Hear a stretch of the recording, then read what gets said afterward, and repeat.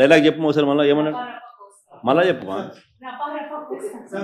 పూర్తి డైలాగ్ చెప్పాలా పూర్తి డైలాగ్ చెప్పదు ఏంది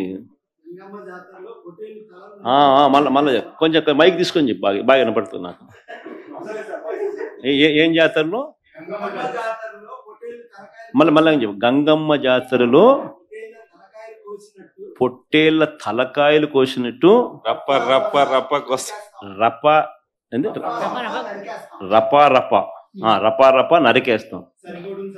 అదే పోస్టరా? అదే సినిమా డైలాగ్ అనుకుంటా స్వామి. యా cinema dialogue? Pushpa 2 sir. Pushpa cinema dialogue అది.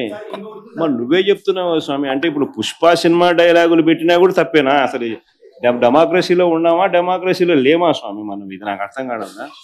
అంటే పుష్ప సినిమా డైలాగులు పెట్టినా తప్పే, పుష్ప ఫోటోలు పెట్టినా తప్పే, గడ్డ మిట్టనే తప్పే, గడ్డ మిట్టనే తప్పే.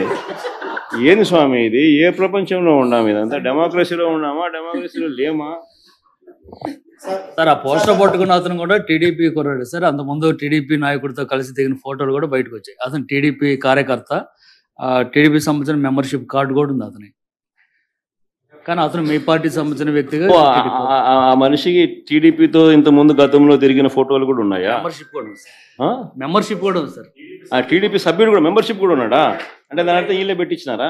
పెదకూరపాడు నియోజకవర్గం సార్. ఓ టీడీపీ సభ్యత్వం కూడా ఉందా మరి? మనది బాగా చూడండి అబ్బా. అయితే సభ్యత్వం కూడా ఉందంట. మళ్ళీ ఏదైతేనేమి లే పాపం లే పాపం.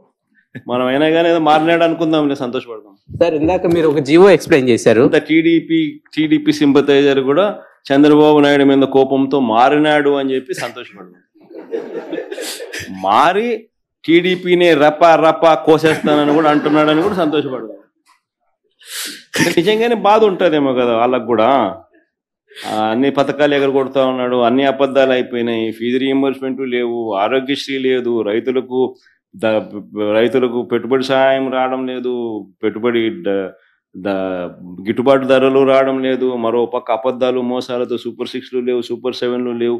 మరి ఆయన బతుకులు చిన్నాభిన్నం అయిపోయిన పరిస్థితుల్లో ఆయనలో